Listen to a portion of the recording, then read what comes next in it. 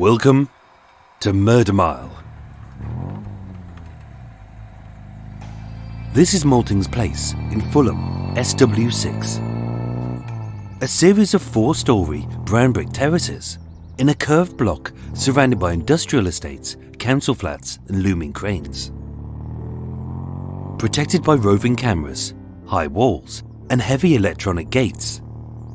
The security may seem like overkill, given that the houses are bog standard and the cars outside are nothing but crappy Beamers and Audis. This is far from an exclusive bolt hole for the rich and famous. But for some, maybe this protection was vital.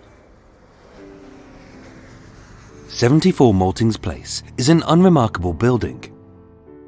In fact, it looks like the kind of new build you would find in any new town. It's tall and thin, with 3 bedrooms and a carport below. Back at the millennium's turn, this house was owned by Tommy Cressman, an independent businessman, heir to the Bristol Street Motors fortune, and his girlfriend Jane Andrews, the former dresser to the Duchess of York. On Sunday the 17th of September 2000, after a romantic break in the French Riviera, the couple retired to their bed. Their relationship was tempestuous, tensions were high, and by the morning, Tommy would be dead. But did Jane kill him in an act of self-defense? Or was this a cold-blooded and brutal murder?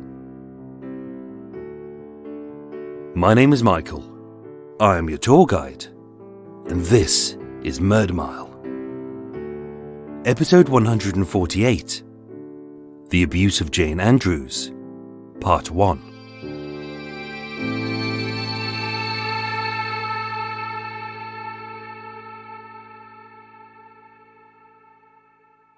There are 2 sides to every story, and this is Jane's.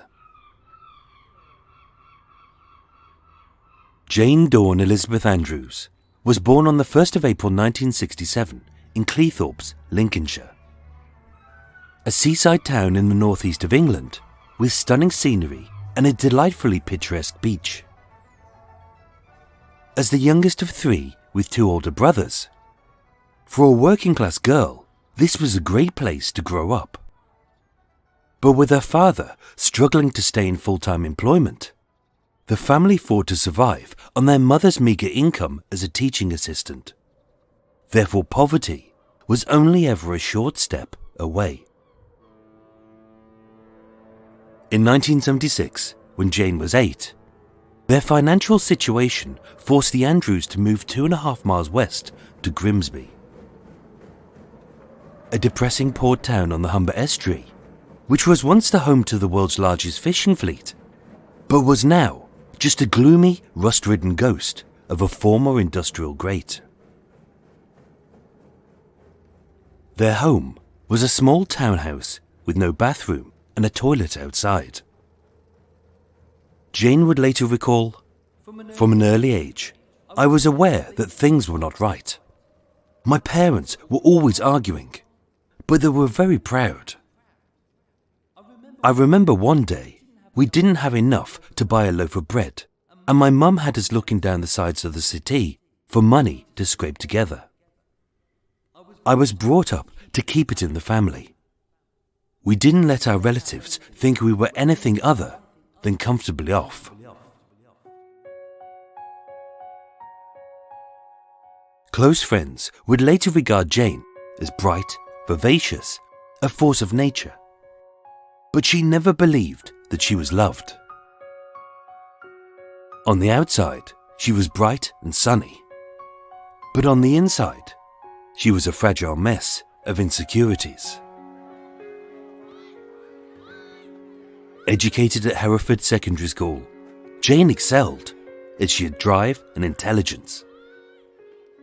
She may only have been a thin wisp of a girl with pale skin and red hair, like a little lost matchstick, but bubbling underneath was a fiery determination to achieve.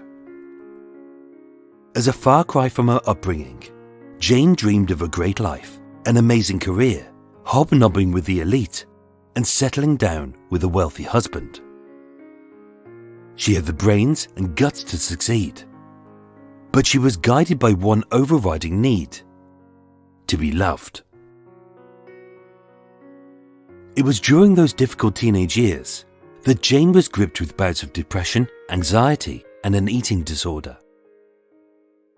In later years, many of her psychological issues would be attributed to the sexual abuse she said she suffered as a child at the hands of one of her brothers.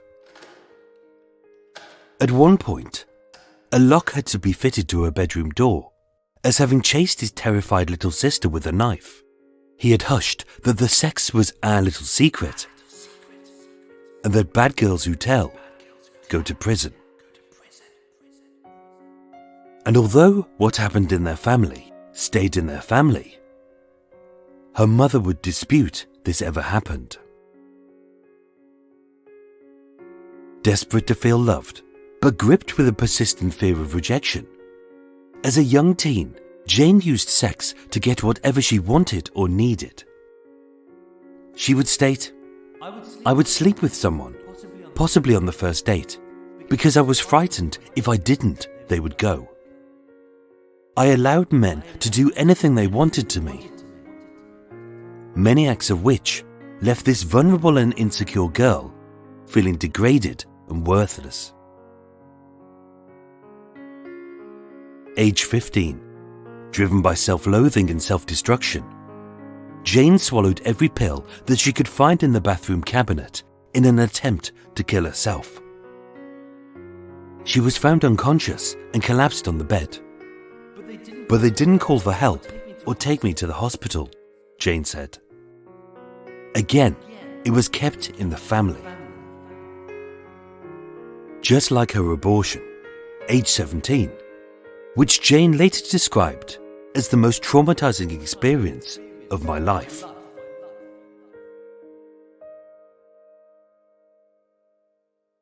Her world was in total chaos, but the one thing which kept her straight and true was her dreams. With barely 3 O-levels, Jane enrolled in the Grimsby College of Art, studying fashion and later designing children's clothes for the retail brand Marks & Spencer's. Her life was heading in a brighter direction, but she knew that this path wouldn't give her the exclusive life that she so badly craved.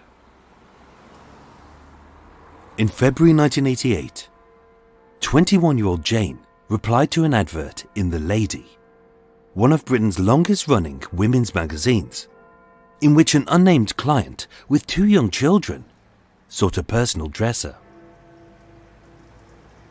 In July, she was interviewed by the client, who was none other than Sarah Ferguson, the Duchess of York, mother to Beatrice and Eugenie, and the wife of Prince Andrew, 4th in line to the throne. As a skinny, pale, and frail working-class girl from the rusty wilds of Grimsby, who had battled poverty, sexual abuse, suicide, and self-doubt, finally Jane's dreams had been exceeded. It took guts to run, but she knew that she had to. I was running away from all the horrible things in my past. I arrived at King's Cross with a suitcase and £10 in my pocket. I got in a taxi and I said, "Side door of Buckingham Palace," and the driver made a joke. Who do you think you are, the Queen? One of the housemaids met me and took me up to my room, and there was a little posy of flowers from Fergie and a card that read, "Welcome to the team, the boss." Jane Andrews had arrived. This was her dream job with a dream boss, and as 2 feisty redheads, Fergie and Jane struck up an instant rapport. The role didn't pay well, as she only earned £18,000 a year as her dresser, accounts manager and companion. But it gave Jane access to a lifestyle she could never have reached any other way. To blend in, she hid a northern accent. Besotted with her royal employer, Jane mimicked Fergie's look, even to the point that she was given the nickname of Lady Jane, as people often mistook the two as old friends rather than a royal and her servant. And as an unashamed social climber, Jane put noses out of joint by claiming to be Fergie's lady-in-waiting, rather than just a humble dresser.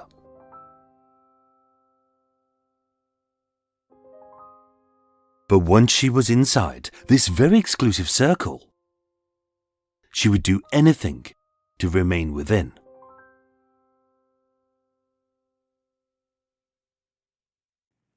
In April 1989, Jane met Christopher Dunn Butler, a divorced IBM executive. Seeing him less as a lover and more as a step up the social ladder, demanding his commitment, in August 1990, they married. I so wanted to be loved, Jane said. Even though I was self-sufficient, I craved someone to take care of me. But as their love life floundered and their intimacy withered, I had a few flings. I'm not proud of it. Using sex as a substitute for love, Jane engaged in a string of affairs, and in 1995, they divorced. They remained on good terms, and whenever she needed a friend, it was Christopher who she called. For Jane, this breakup was a personal failure. She was so desperate for love and so blindsided by the unthinkable that she didn't see what a good man he was. Without a man by her side and someone to love, Jane felt like she was nothing. In 1996, Jane fell in love with Dimitri Horn, the son of a Greek shipping magnate. Only it wasn't love, it was need. A desperation to not let yet another wealthy husband-to-be slip through her fingers. Her friends said, when things were going fine, she was lovely, prim and proper, like an English rose. But as soon as things didn't go well, she would go absolutely crazy. When Dimitri ended the relationship, I was so angry, Jane would state. On the mantelpiece was a cup and saucer that I knew was very special to him, and I smashed it. I went through his journal with a marker pen and blanked out all references to myself. I picked up his phone and I smashed that too. I'm ashamed of what I did. I've never done that to anyone else's possessions. And with the pain of rejection being too much to bear, when her hopes of a happy life began to slip away, she lashed out. Once again, just as she had done in her teenage years, Jane took an overdose and tried to end her life. But Jane couldn't focus if she didn't feel loved. Several failed relationships followed. One with Fergie's biographer, Alan Starkey, who she harangued with jealous notes under his locked bedroom door.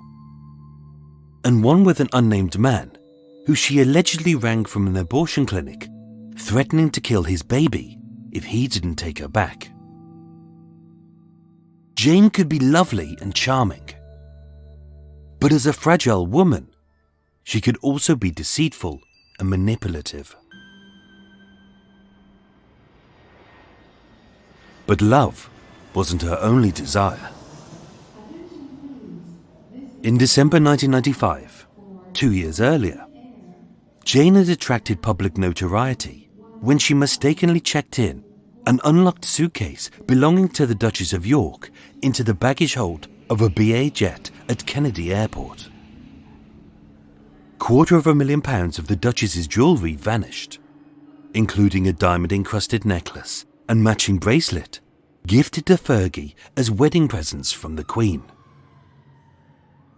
Several sources have alleged that Jane stole these expensive items, and that it had become clear that for every pound she spent on Fergie, she spent £2 on herself. But these allegations were never proven. And then, in November 1997, Jane suffered her ultimate failure. As with Fergie divorced and no longer a royal, needing to make cutbacks, Jane was made redundant. After 9 years of loyal service, her exclusive life among the elite was over. Feeling worthless, she sank into depression. She struggled to pay her mortgage and forced to find a regular job, although she briefly worked at Theo Fennell, an exclusive high-end jeweller on the wealthy Fulham Road. She was now little more than a sales assistant, a job she could easily have got back home in Grimsby.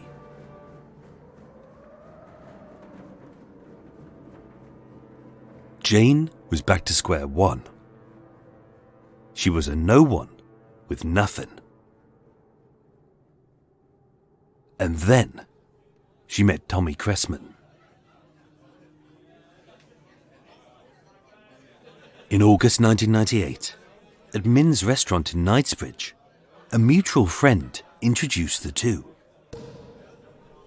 Jane was instantly smitten, as Tommy was fun-loving, charming and gregarious.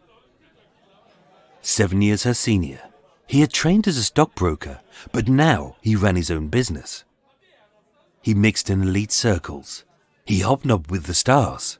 He was the son of a multimillionaire, and he holidayed in a private villa on the French Riviera. And best of all, he was single. That night, they drank, they ate, and getting on well, they left together. Some said he was a little immature for his 37 years. He was an eternal boy, and worse still, a confirmed bachelor, who loved fast cars, speedboats, and cartoons. A friend of Jane's later stated, he was quite spoilt, a willful chap who always had a laugh in his throat, but was very much a little boy who could be quite manipulative. On the surface, they looked well suited, but underneath, they were not. That same friend later stated, she was very sweet, quite shy. Jane reminded me of a delicate bird. You wanted to pick her up carefully so as not to damage her wings. But she could put on a good show. Happy-go-lucky, confident, relaxed.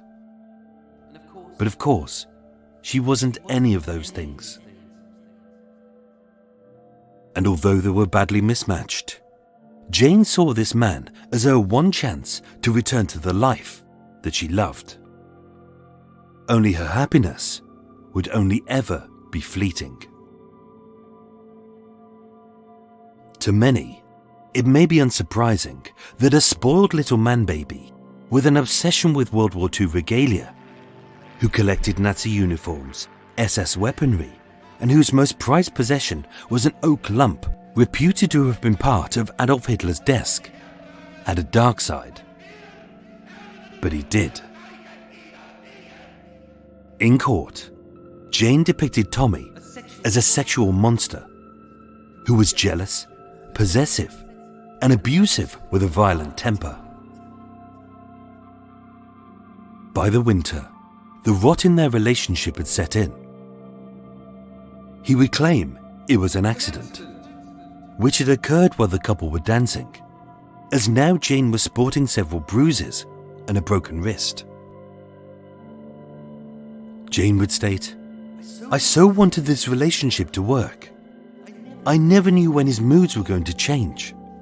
He could be so incredibly nice, and then with absolutely no reason whatsoever, he would hit me with a wooden brush. He always made me feel it was my fault. He would say I was weak.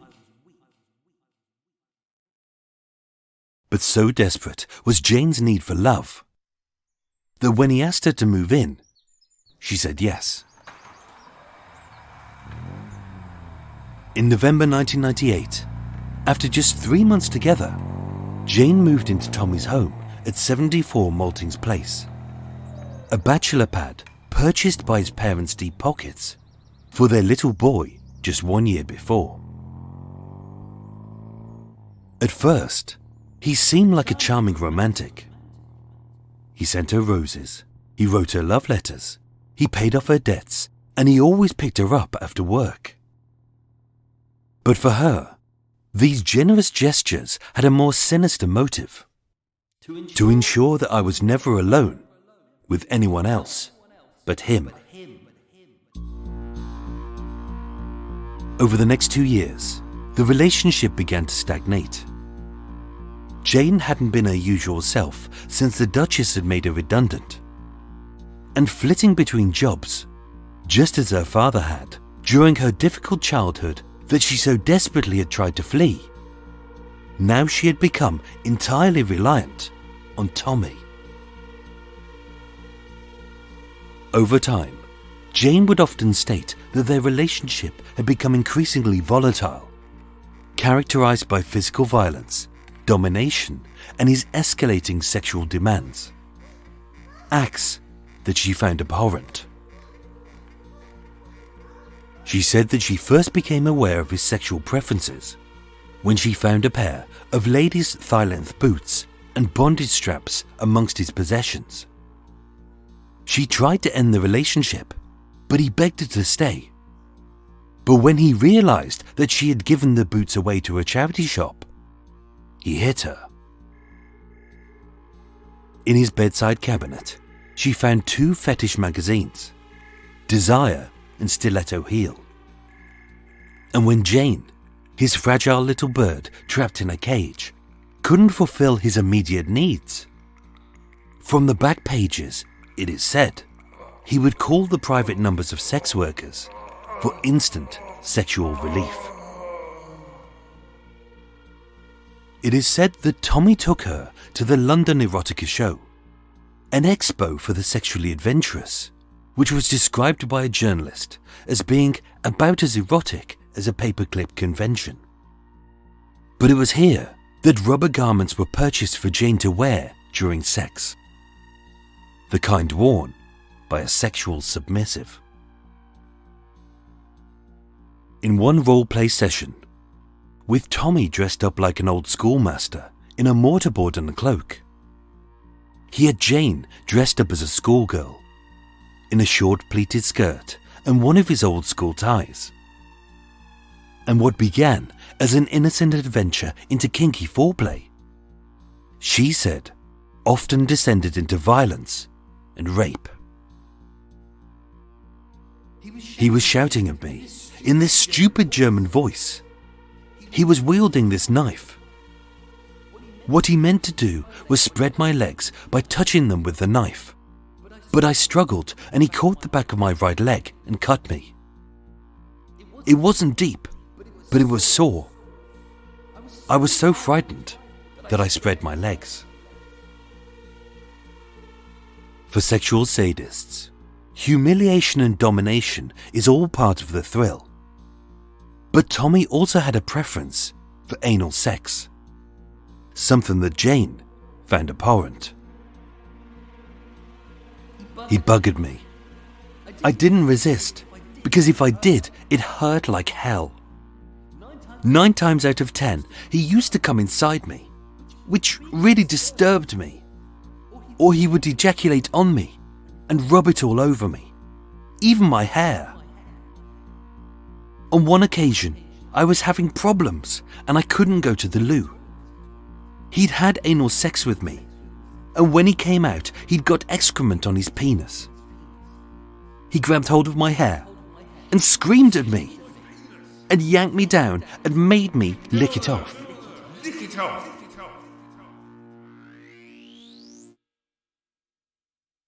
She never told anyone about the abuse, and she never called the police. In the months leading up to Tommy's death, their arguments grew more volatile. In December 1999, Jane ended up at Charing Cross Hospital, later stating that Tommy had thrown her down the stairs. And in June 2000, after an argument in which he allegedly accused her of flirting with another man, "I got hit from behind," Jane would state, "and went flying. He started kicking me around the kitchen. I was covered in cuts and bruises. I had to go into work the next day. I said to Tom, 'What am I going to tell them?' And he laughed. He said, 'Tell them you fell off your bike, you stupid cow.' Why didn't I say anything to anybody? For the simple reason I didn't think I'd be believed. I was ashamed. I felt like a failure. People at work would laugh and say, 'Tommy picks up Jane from work every night. Isn't it sweet?' No, it isn't." That month, once again, she attempted suicide. But as Jane would later state in a court of law, sex and violence wasn't Tommy's only weapon. He knew her strengths, he knew her weaknesses, and he knew exactly which buttons to push and when. For Jane, marriage was everything. It was such a complex relationship that we had. I was the ultimate in insecurity. He was the ultimate in commitment phobia. I would threaten to leave. He would tell me to leave, and then he would reel me back in. He knew which carrots to dangle and which strings to pull. In the summer of 2000, Jane and Tommy went house hunting in the Cotswolds. The arguments had lessened, the relationship was better, and she believed that a marriage proposal was on the horizon. From the 1st to the 15th of September 2000, Jane and Tommy holidayed in the French and Italian Rivieras, cruising to a boat show in his Mahogany Riva, a stylish, elegant speedboat, and staying at his mother's opulent villa, drinking fine wines and relaxing to stunning sunsets, which glistened over a clear blue sea. Once again, Jane was back in the lifestyle that she craved so much, forgetting her past, as this was her future. Only Tommy had absolutely no intention of marrying Jane, ever. Heard bitterly quarrelling at Nice airport, and sat in stony silence for the flight back. Having returned to Malting's place, Jane later said, "Tommy wanted me out." A fight ensued, and he tried to throttle her. Their fight escalated through the next day, becoming so venomous that at 11:35 a.m., Tommy called the police, informing the operator, "We are rowing. Someone is going to get hurt." Upstairs, Jane could be heard screaming. And although he was asked, "Is anyone injured?" replying almost prophetically, "Not yet, but if you don't get here soon, someone is going to get hurt." As this was a domestic and no crime had been committed, they were asked to resolve it themselves.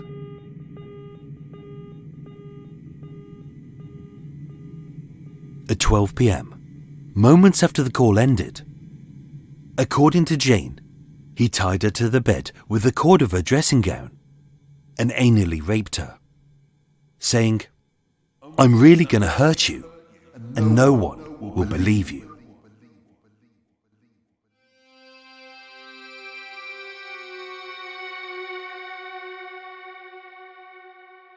She never mentioned it to the police or friends.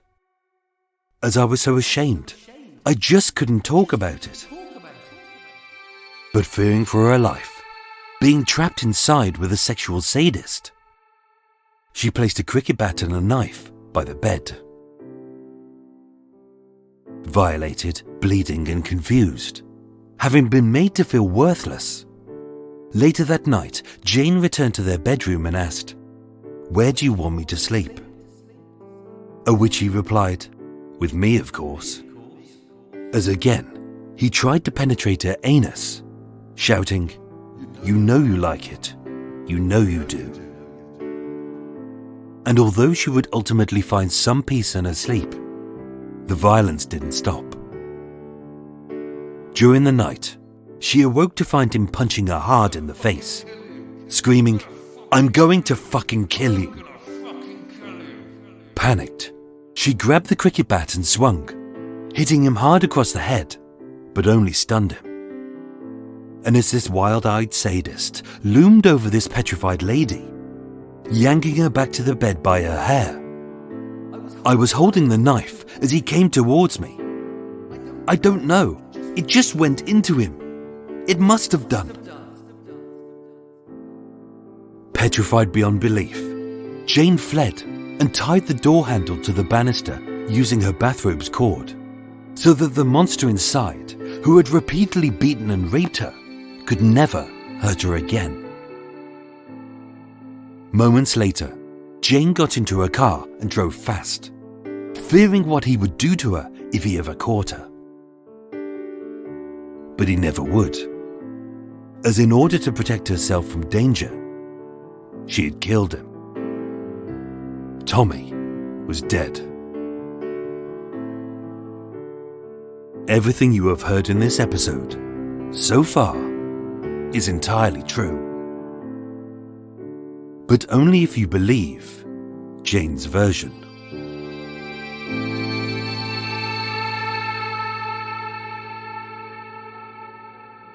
Ladies and gentlemen, thank you so much for listening to Murder Mile.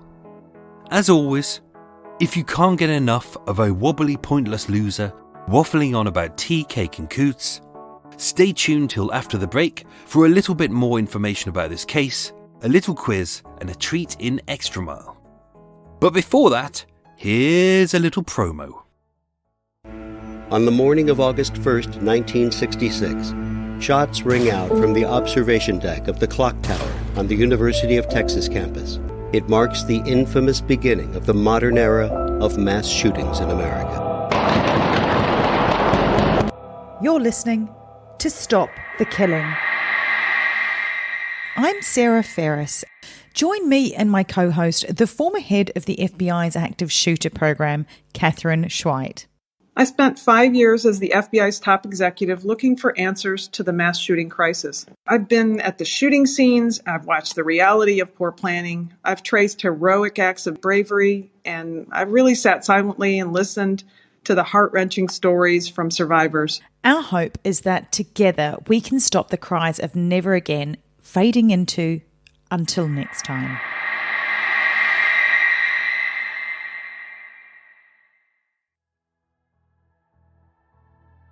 A big thank you to my new Patreon supporters, who are Kerry Forrest and Kerry Perkins. 2 Kerrys in one go, the plural of which I'm guessing is the Kerry, as Kerrysees sounds weird. Thank you both of you for supporting the show, it's very much appreciated. Plus a thank you to Mark Dunstan, Mark Gibson and Dawn Smith for your very kind donations via the Murder Mile merch shop. I thank you all. Murder Mile was researched, written and performed by myself, with the main musical themes written and performed by Eric Stein and John Books of Cult With No Name. Thank you for listening and sleep well.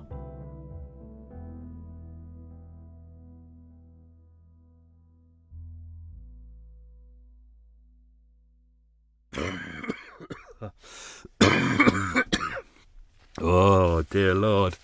Well, as you can tell, I'm sounding very healthy at the moment. Obviously, came back from CrimeCon. There was no air conditioning in there. I thought to myself, this is a COVID hotspot. I'm going to get sick.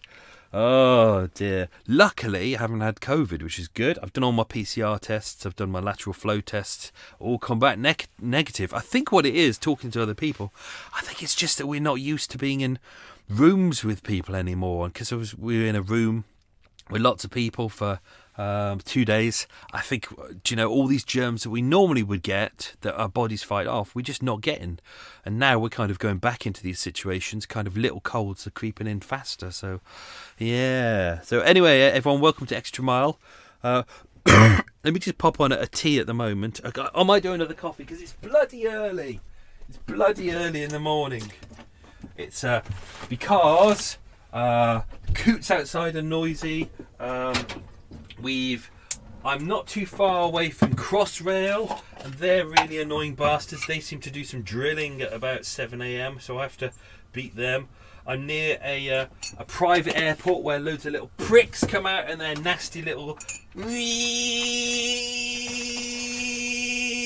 aircraft that go at 2 miles an hour and really annoy everyone. So I'm up super early to do this, but I'm exhausted. I'm a bit exhausted. But there we go. And the coots outside are being bloody noisy. It's not randy season, it's not humpy season, but I've got a couple of coots outside who are really annoying. Anyway, so yeah. I've been struggling with a chest infection for the last couple of weeks. I've battled through doing my Murder Mile walks, which has been good. I've enjoyed those. Thanks to everyone who turned up for those. But yeah, my last week, oh dear, my throat was really killing. I struggled through that one. But luckily, I've been on these little things. They're called Jakemans. Do you know when you go into the chemist shops and you go, you pick up all your expensive £4, £5 Beecham things and you go, I use that. And they're always shit and they never seem to work. I've been on these little sweets called Jakemans. They're the kind of old traditional sweets with like menthol in them and stuff like that. Brilliant. They really help me get through like if I have a sucky sweet before bedtime, great. So I'm just doing that at the moment. What else is going on? Oh, cake of the week. My little bakery up the road, went there. And it's a lovely bakery. And a lot of the things that I've picked up, I've put on Patreon. So if you go on there, there's cake of the week on there. I had a big chocolate donut yesterday. I had something else as well. So a bread pudding for din-dins. And now I've got a big millionaire shortbread. It's got the shortbread on the bottom. It's got the caramel, hard caramel in the centre, then a hard chocolate on top. God, it looks good. Gonna tuck into that. Have no fear about that. What else is going on in the world? Just so you know, in this Extra Mile, I'm not going to cover too much about this case, only because the whole point about these 2 episodes is that I deliberately wanted to have a case where I could cover 2 sides of exactly the same thing. Hang on, tease up. I just spilled a tiny bit of hot water onto my foot. That wasn't good. Not useful. So that's there. Hang on. I'm just going to open these curtains. I can open these up now and Coot can make whatever bloody noise he wants. Annoying little bastard that he is. Yeah, he's having a little flap at the moment. He's going, oh, look at me. I've made lots of a noise. Anyway, so that's there. I'm not going to say too much about this case, only because what I've been looking for ages was a nice case. Not a nice case, obviously. A case where you could tell 2 sides of the same story, and this one kind of cropped up. It has been told times before, but the problem is everyone tells the same story. And when you go through all the details and you put it all together, what Jane says and what you could say Tommy says, or Tommy's side of it, even though he's dead, when you look at them side by side, actually they're 2 very different stories. So that's what I wanted to do. So I'm not going to tell you too much about the case, the extra bits in here, just because I haven't written part 2 yet and I don't want to spoil it. But I've got something interesting that I'm going to play you, so that'll be good. What else is going on apart from me coughing everywhere and eating cake and obsessing about Eva? Not much else. I'm going to play something really interesting very shortly, which you'll enjoy, and we'll do the quiz, obviously. exciting news. I had planned to kind of even up my next year and kind of make sure that I could do some travelling. I decided ages ago, Adam at Crime Publishing Network had asked me if I wanted to write a book, and I'd said no. I said I don't really have time. Well, I said yes, so that's all exciting. So we're hoping to release it in June, which means I need to pull my finger out and get it finished by the end of March. So that's what I'm doing now. I'm writing a new book, which will be published. So that's all very exciting. A nice true crime book. So that will be. You'll hear more about that on Murder Mile at some point. So that's all very exciting. Yay! Oh, I got windy pops. Oh, best keep that in. Right, let's do some quiz questions. Question number 1. Jane was born in which town? You can hear Crossrail is just opening up now. Oh, God, it's horrible. It sounds like War of the Worlds. You know when the sounds with War of the Worlds, when you hear it's a low, horrible, resonant tone. You can hear that in the background. And behind me, there'll be a drill in a bit going... It's not a drill, it's like a boring machine. It goes... And that's like from 8 a.m. until 6 p.m. And these... I've been here... Not in this area, but back and forth for 2 years. And it's been like that for 2 years. And I know the residents are really fucked off with it. Crossrail, who fucking needs it? All waste of money. Well, at least it's kept some people employed. That's what it's all about. And it's made some rich people even richer. Yay! That's what life's all about. Question number 2. What did Jane study at college? Question number 3. How much money did Jane have in her pocket when she started at Buckingham Palace? Question 4. What did Fergie's greeting card say? Question 5. What job did Jane's first husband Christopher do? Question 6. This is a difficult one. What make of boat... Oop, that was definitely a burpee. What make of boat did Tommy own? Question 7. What 2 items did Jane put by the side of the bed? Question 8. How was the London erotica show described by the journalist? Question 9. Where did Tommy and Jane go house hunting? And question 10, what was Jane's middle names? She had 2. So some of those are quite difficult questions. So what I am going to do now, this was something that happened at CrimeCon. It kind of happened as a kind of a spur of the moment thing, but I decided to do a live version of episode 16 of Murder Mile. It was only a small room. There was only about 25 people in there.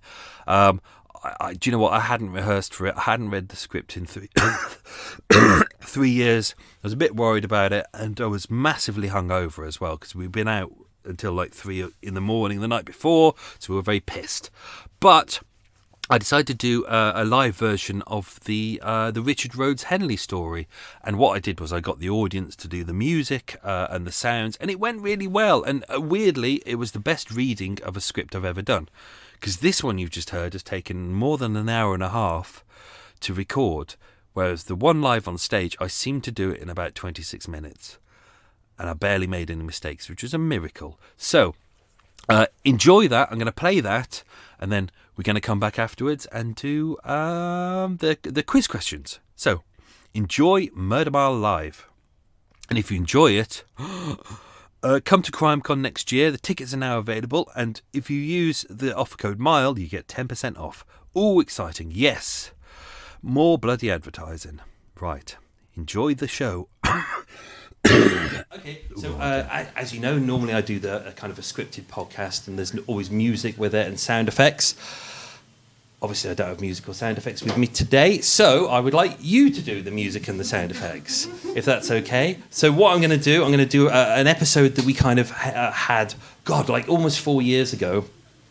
But what I'll do is I'll interject, and if you want to, you can do a bit of music. If I say street scene, you can be like or people chatting or whatever, and or we'll just have a bit of fun. Is that all right?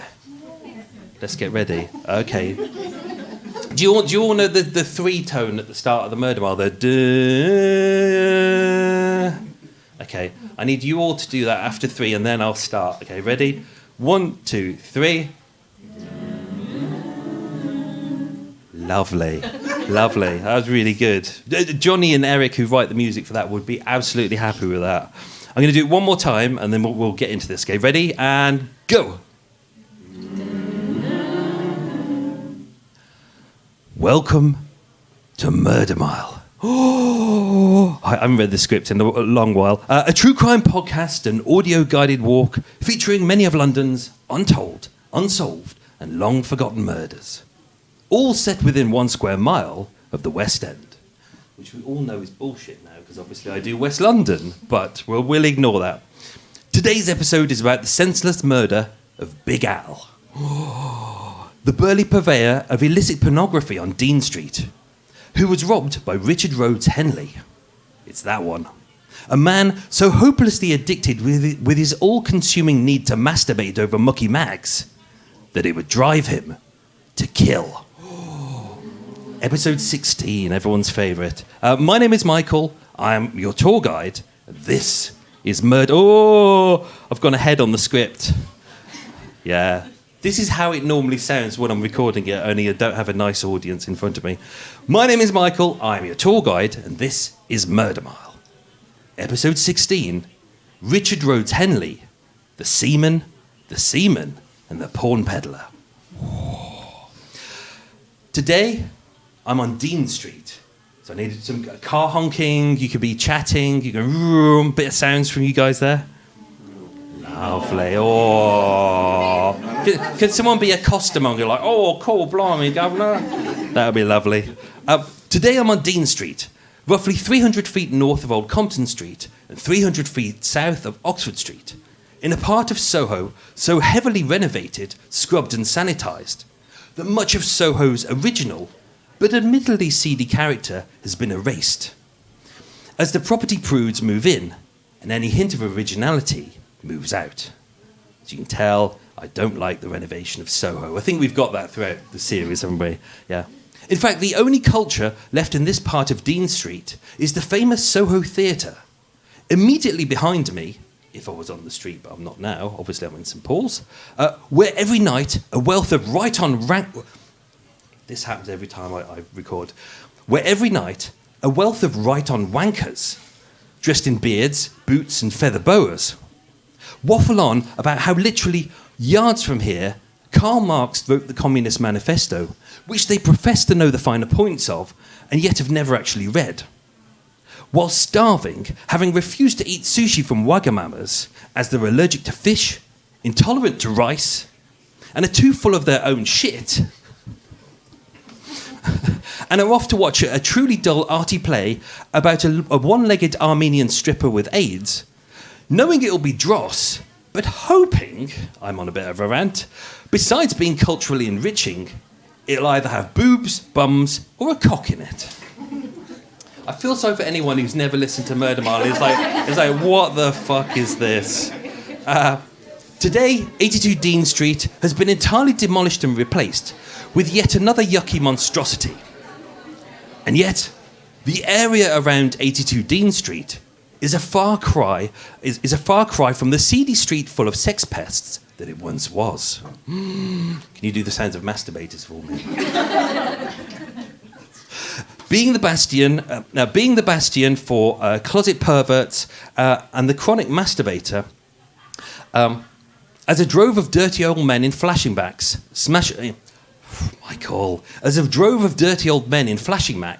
stifle boners as they trawl the mucky bookshops in search of tits, tights, and tassels. Michael, this is absolutely filthy. One of these men in search of a XXX thrill was so addicted to his need to spill his seed that he would consume his life and end another. His name was Richard Rhodes Henley. I found a picture of him recently. If you remember this was episode 16, like a long time ago, and I'd never found a picture of him, but I thought I'd worked out what he looked like, and he's basically an egg with glasses. On Wednesday, the 24th of October, 1956, HMSC Iroquois, a tribal-class destroyer under the command of the Canadian Navy, berthed in Southampton Dock on the English coast. After 14 months on patrol in the Atlantic Ocean, the Mediterranean Sea, the Red Sea, and hostile waters off the Korean post-war peninsula. Can we have some kind of sad waves and... Lovely. Can someone do a foghorn in the distance? Lovely. That was a foghorn, wasn't it? I was on it before you said foghorns. In a room like this, that could be dangerous. Needing 6 days to resupply, refuel, and repair before returning to its home port of Halifax in Canada. Half of the ship's crew were given 3 days leave. I'm putting on my posh voice for you today, the podcast voice. Afterwards, it will go back to being normal with hint of Brummie in there, because I'm a Brummie. Part Scottish, part Irish as well. Why am I saying that? And as a military vessel of mostly men who'd been cramped together in an oversized tin can for just over a year, with no privacy, no space, and no outlet for their passions. The second the gangplank was lowered, with a whoop, a cheer, you guys are excellent. The dock was splashed with a sea of white. See what I did there? As great groups of overexcitable seamen set out in search of girls. Yes, it's highbrow. So we were doing episode 16, Richard Rhodes Henley, the seaman, and the porn peddler. It's a bit of a filthy story. Pulling away from the pack, cutting quite a solitary figure as he limped along on his crutches. His left foot lame, having twisted it a few days earlier, was 26-year-old leading seaman Richard Rhodes Henley. And although he was dressed like the others in a Navy-issue uniform of black shoes, a dark woolen jersey, a round cap, and black bell-bottom trousers, he looked a little odd as his hero's clothes badly hung off his tall, thin, and gangly frame, with his little feminine mouth and thick lensed glasses. I always struggle with words, and that was thick lensed glasses. Whew, Michael.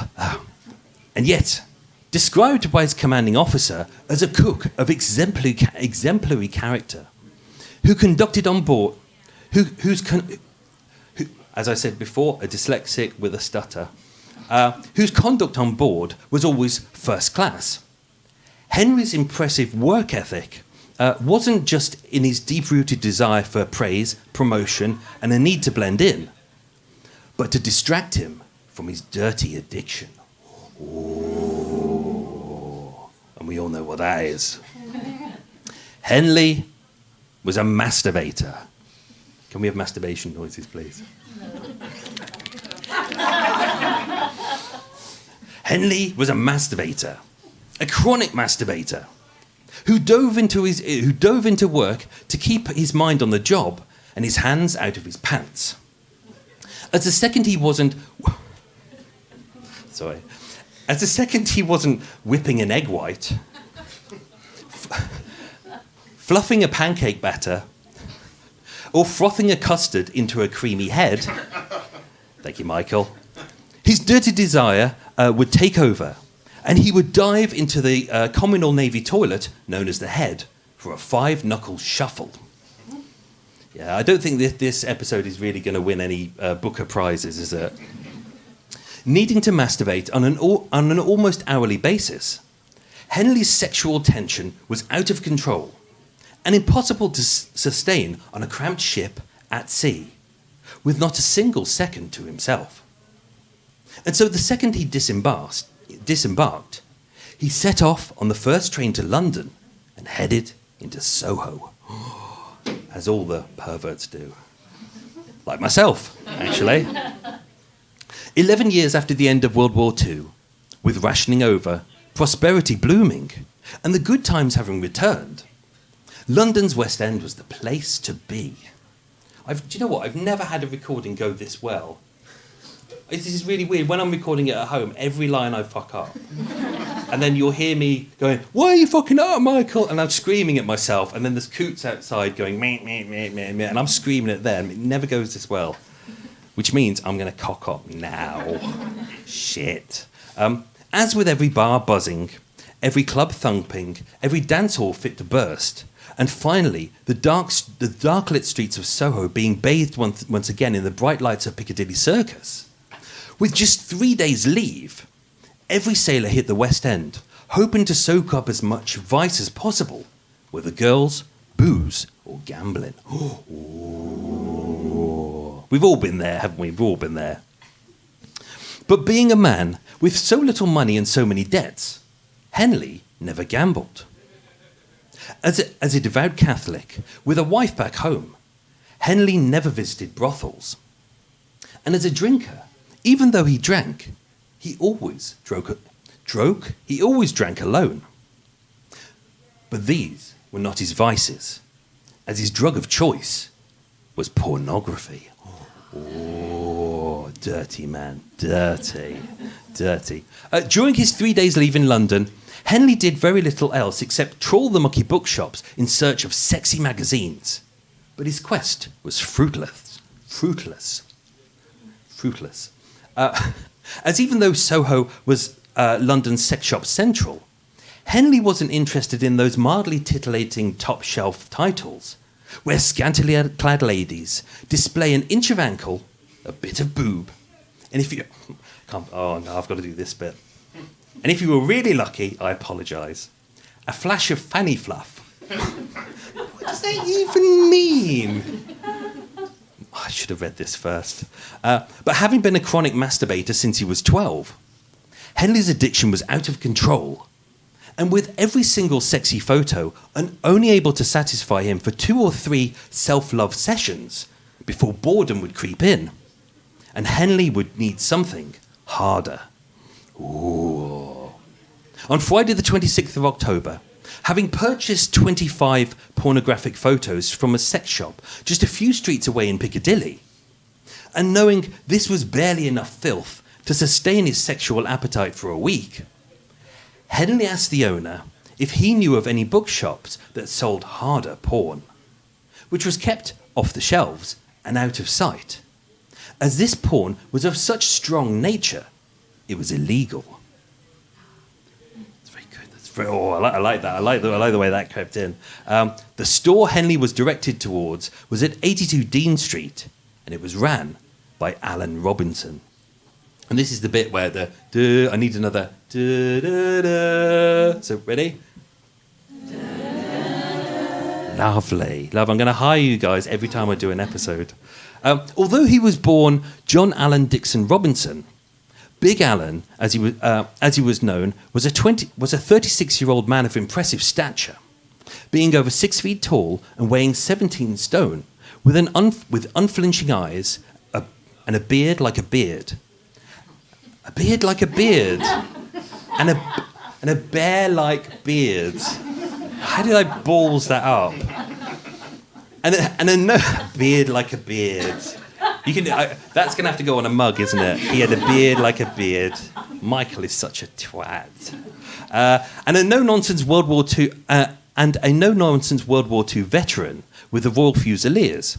His imposing size and gruff demeanour was perfect for his occupation as a Soho sex shop manager, a job that required him to deal with all manner of unsavoury characters, like drunks, perverts, weirdos, conmen, and gangsters. Ooh. I can't think of any other sounds that we put in at this point. I'm sure we'll get there. Situated at 82 Dean Street, Big Alan's sex shop was the epitome of discretion. As unlike most jazz mag joints, there was no frosted glass and no neon signs flashing XXX. Instead, it was a simple white plaster facade with a number but with no name, just the words books and magazines, emblazoned on the walls and above a dark wooden door. And in the windows, which were protected by black wrought iron railings, were displayed a deceptive collection of erotic novels, lurid fiction, and dubious history books about naked African tribes. Given the illusion to anyone who wasn't in the know, I've even inverted commas it in here, that this was just a very normal bookshop. That evening, Before closing time, as this was the bookshop's, as the last of the bookshop, come on lips, work. As the last of the bookshop's customers were shuffling out, in walked a thin, slim, bespectacled sailor, replete in black bell-bottom trousers and navy epaulets of a leading seaman, who was limping on a pair of crutches. And although he was a little shy and socially awkward, he seemed polite, quiet and harmless. Their discussion was cordial and brief. Henley asked Big Alan if he had any hardcore films to sell. He had, and offered him 3 16mm stag films for £35 each. Henley agreed. And although in today's money that would add up to a whopping £1,800 for 3 10-minute skin flicks, it gets worse. Henley promised he'd return with the money the next day. I love this story. This is one of those ones. Someone in Soho ages ago said you should do this episode. There's a bookshop that was robbed, and I was like, that sounds really boring. And then when I got out of the case file, I just went, holy shit! I love this story. It's everything I like. Not pornography, obviously. Sorry, but Henley had no intention of buying them, as he had no money. But what he did have was an all-consuming need for harder and stronger porn, and he would do anything to get it. Spending that Friday evening at the Union Jack Club in Lambeth, South London, an exclusive club for members of the armed forces, Henley sat alone and sunk back a few whiskies. Why am I miming that? This is a pocket. It's because you're here. That's why. He sunk back a few whiskies, contemplated his rapid descent into a life of crime, and later drunkenly stumbled back to the Waverley Hotel in Bloomsbury, where he unpacked his kit bag, in which he'd hidden a 9mm German Luger pistol. Can anyone do the sound of a Luger pistol coming out of a bag? No, that's what I thought. Born in Creston in Canada, a small town on the southeastern side of British Columbia, close to the US border, Richard Rhodes Henley was an only child, conceived in illegitimacy and whose very existence was blamed for the failure of his father's marriage. Regularly beaten by his alcoholic, abusive father, Henley's childhood was spent either running away from home or being put into foster care. And the more he drank, the more isolated he became. Trapped in the solitary, friendless world, never once having a loving mentor nor role model to guide him, or the tricky issues in life of love, life, or sex. Aged just 12 years old, it was during those hormonally difficult and emotionally sensitive years, as his body grew and puberty bloomed, that Henley's father caught his own son masturbating. A natural act that almost all curious boys engage in, which is easily pacified by calmly discussing the facts of life. But that is exactly what his father should have done, but he didn't. Henley was abused, Henley was beaten, Henley was whipped. And for the following year, 12-year-old Richard Rhodes Henley would spend every night lying on his bed, with his wrists tightly shackled, and bound to a rough leather harness secured around his waist. A barbaric device which meant to stop this wicked boy from pleasuring himself, and would cure him of his seedy affliction. But it backfired spectacularly and turned a common childhood habit that he may have grown out of into a dark, alluring, and rebellious addiction. In 1947, aged 17, Henley ran away from home for the final time. In 1948, age 18, he enlisted in the Canadian Navy to see the world and escape his father forever. In 1950, aged 20, my brain's about to say remote. As a devout Roman Catholic, why would I say that? He hastily married his first girlfriend, just like his father before him, and conceived an unplanned child out of wedlock. And as the love dried up, the sex stopped, and the marital bed grew cold. Henley turned to his one true love, masturbation. By 1956, having docked in Southampton, Richard Rhodes Henley was a married man with a 5-year-old son, a blossoming naval career, and financial responsibility. In truth, he wasn't a bad man. He wasn't a drunk or a druggie. He was never physically, sexually, or verbally abusive. He had no STIs, no STDs, nor any major health issues. And unusually, he wasn't a peeper, a flasher, a groper, a stalker, or a sex pest. In fact, prior to this moment, he had never committed a criminal act. But with his drug of choice being pornography, his addiction had consumed his life, his thoughts, his money, and even his actions. And now, being hopelessly broke, he would do anything to get his fix. On the morning of Saturday the 27th of October 1956, at the ungodly hour of 6:30 a.m., Richard Rhodes Henley was witnessed pacing impatiently on his crutches outside of Big Al's shop at 82 Dean Street. And although his intention was to commit an armed robbery, he didn't hide his face, and he didn't have a disguise. Instead, he wore his full naval uniform, complete with cap, boots, and bell-bottoms. At 9:30 a.m., having nervously paced and waited outside for more than 3 hours, the bookshop finally opened. But it wasn't the terrifyingly imposing figure of Big Al who unlocked the dark wooden door. It was his smaller, younger assistant, Robert Edward Clement, also known as Bob.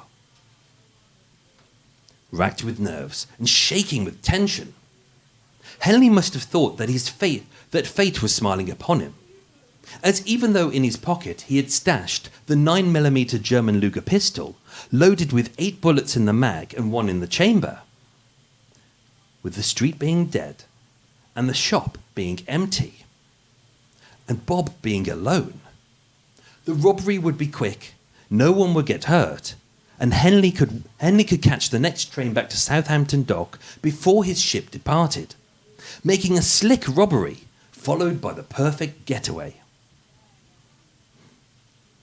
But it was not to be. As with Bob claiming to know nothing about any pornographic films in which his boss had apparently stashed in the back room, a room he never used as it was practically empty, Bob told Henley to return when Big Alan was back, at 12 p.m, another 2.5 hours later. For 2.5 hours, Henley hobbled along the streets of Soho, nervously biting his lip. As with his 3 days of leave almost over, and his orders to return to the ship at Southampton Dock by 11 a.m. at the very latest, torn between risking his career and his need for harder porn, his addiction won, and Henley sauntered into the Rose and Crown Tavern 20 feet away on the corner of St. Anne's Court for a large slug of Dutch courage. And being so nervous, he knocked back 2 fluid ounces of whiskey in 1 gulp. God, I could do with that now. Oh, God. This is, of course, if you believe Henley's confession, as Bob denied ever opening the shop, ever having keys, ever meeting Henley, or even handling any illegal pornographic films, a claim which absolves him of any crime. And yet, although Henley claimed that he was drunk at the time of the murder, he was never witnessed in the Rose and Crown pub that morning by either any of the customers or the landlord. He did not appear drunk, and when checked by the police doctor, Henley had no alcohol in his system. Anyway, at 12 p.m, with Henley supposedly being inebriated, he returned to the mucky bookshop at 82 Dean Street, which consisted of a single room barely 20 feet wide by 20 feet deep, with every inch of wall space riddled with trashy paperbacks, as a small smattering of sheepish-looking customers leaf through the lurid novels,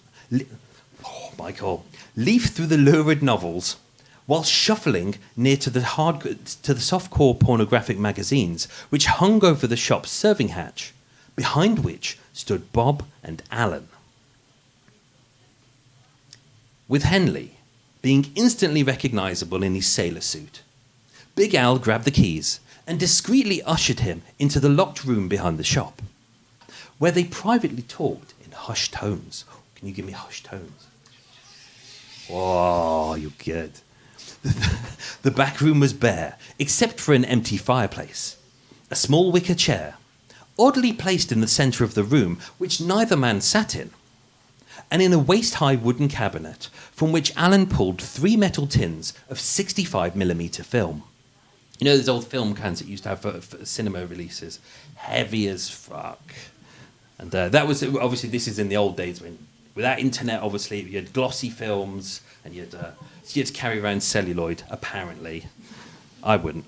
With almost £2,000 worth of hardcore porn in his hands, a loaded Luger in his pocket, and this very private room secured by a lockable door, a successful end to Henley's pornographic heist was in sight. But with his need for newer, harder, and more explicit images being so overwhelming, greed had taken over, and Henley wanted more. Thinking he must have met his dream customer, and that this was his lucky day, Big Al led Henley back to the half-full shop, through the partitioned area behind which Bob stood, and also Sidney Bayard, the shop's accountant, and ushered him into the back office, where once again, with greater discretion and even quieter voices, Big Alan and Henley finally shook hands on a price. For 3 16mm films and a box containing 784 pornographic photos, Henley would pay £2,064, which in today's money is just over £4,500. A price which, as we know, Henley had no plans to pay. Waiting until Alan had wrapped up the films and the photos into 2 discreetly packaged parcels of brown paper, Henley gave his excuse that he had his money hidden about his person and he didn't want to reveal it in the shop. And seeing a large bulge in his jacket, not that, dirty. Big Al faithfully guided Henley and the parcels back to the privacy of the locked back room. The second the door was opened, Henley pulled out his pistol and aimed the barrel between Big Alan's eyes. But with surprisingly sharp reflexes, which belied his imposing size, Alan got the jump on Henley, slammed the backroom door into his face, and believing his armed robbery was a success, Henley fled down the dusty passageway towards the dark wooden door. But it was all a ruse. There was no way that Alan was ever going to part with almost £5,000 worth of illegal pornographic stock. And before Henley had reached the front door, he turned to see the 6'1", 17-stone bulk of Big Alan bearing down upon him, with fists clenched and eyes in anger. And feeling truly afraid, Henley panicked and pulled the trigger. I thought I'd do that one myself. I haven't done any sound effects yet. And yet, as Alan lay there, dying on the floor, the events which followed it were almost comical. Terrified at what his addiction had driven him to do, as Henley hopelessly limped into Dean Street, clutching his stolen parcels of porn, but having left his crutches behind, Bob and Sidney chased the hobbling armed robber at an impressively slow speed. As with Bob having a gammy leg, and a rather rotund Sidney managing little more than a quick waddle, they shouted, "Stop that man! He's shot somebody!" Which is odd to say when you're talking about your boss. As Henley limped down into St. Anne's Court, dropping both parcels of porn in the process. Ignoring the commotion, a kind lady stepped up to help, the disabled Henley pick up his scattered parcels of porn. And although Bob and Sidney, who were limping and waddling behind him in a half-speed pursuit, called out to a passing taxi driver on Wardour Street, shouting, "Don't take that sailor! He's shot a man!" With the cabbie, Morris Gold, thinking they were drunken nutters, he picked up Henley and headed in the direction of Waterloo Station to get his train back to Southampton. Henley almost got away. But sensing that something was up, Gould drove Henley to Trenchard House, a local police section house just one street away on Broadwick Street, where the taxi driver handed the clearly bewildered, shaking and ghostly white Canadian sailor over to Police Constable Alan Cole. But did Henley confess to his crime? No, of course he didn't. He gave the police a cock and bull story about how he'd been beaten up by a teddy boy who stole his crutches. His bullshit story of which ended with Henley dragging the unconscious PC on a wild goose chase around the streets of Soho in search of this mysterious and entirely fictional assailant. All whilst hiding the 9mm Luger pistol in his pocket and clutching almost 5 grand's worth of highly illegal pornography under his arms. Moments later, as he neared Dean Street, Henley was arrested. 30 minutes later, John Allen Dixon, also known as Big Allen, died of his injuries at Charing Cross Hospital. Don't, that'll make me cry. The will. I blub a lot when I'm writing these, and when I'm performing them as well. And although a single bullet had passed through his bowel, his liver and his back, causing massive internal injuries, Allen ultimately died of shock. Upon his arrest at West End Central Police Station, Henley gave a full confession, freely admitting that he had committed an armed robbery to fuel his addiction for hardcore pornography and masturbation. He was searched, and amongst his possessions they found a £10 note, 8 shillings in silver, 7.5 pence in copper, $1 Canadian, a return ticket to Southampton, his Navy pass, an organ donor card, not that organ, thank God, a liquor permit, 10 pornographic photos, plus another 25 indecent images, plus 2 parcels containing 3 16mm hardcore films, numerous mucky books and magazines, and another 784 illicit photos, as well as a bottle of liniment. Although it is used as pain relief lotion amongst those with a tingling sensation in the more private parts of the body. So we still don't know why he was carrying that. Hence it was here that Henley finally admitted that he had a problem. Finally.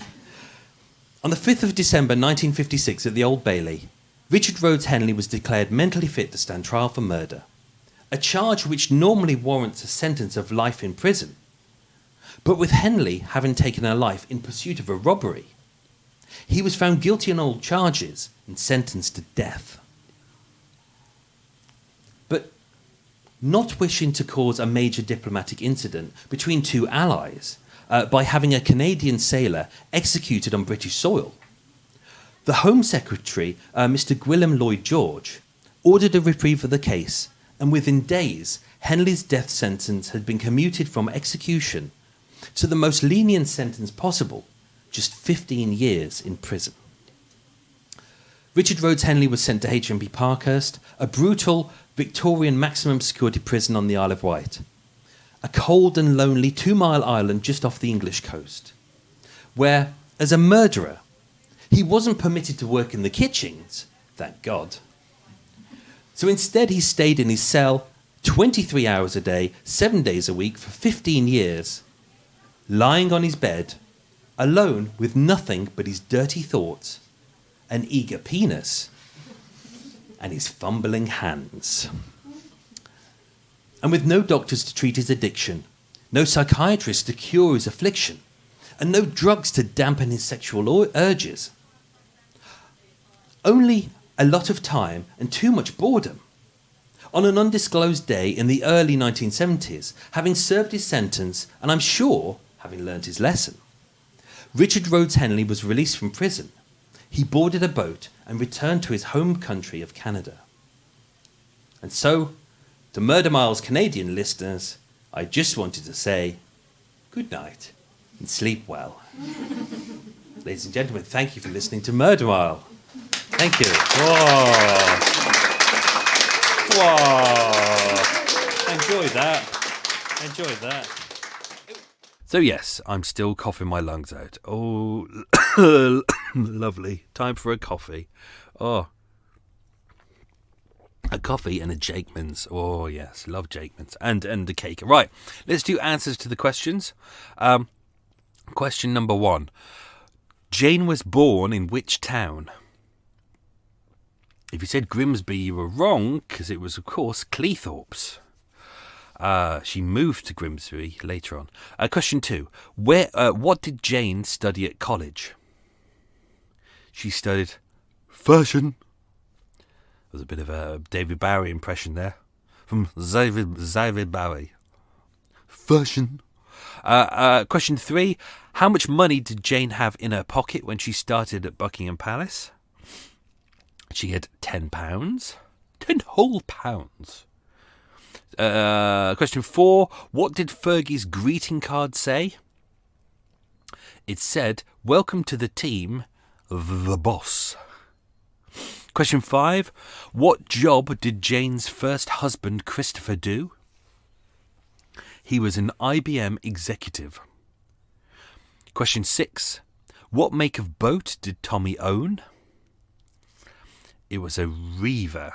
A Reaver is kind of one of those posh 1950s style boats that you imagine kind of Frank Sinatra on. It's kind of got a mahogany panelling and stuff like that. Very posh. Question 7. What 2 items did Jane put by the side of the bed?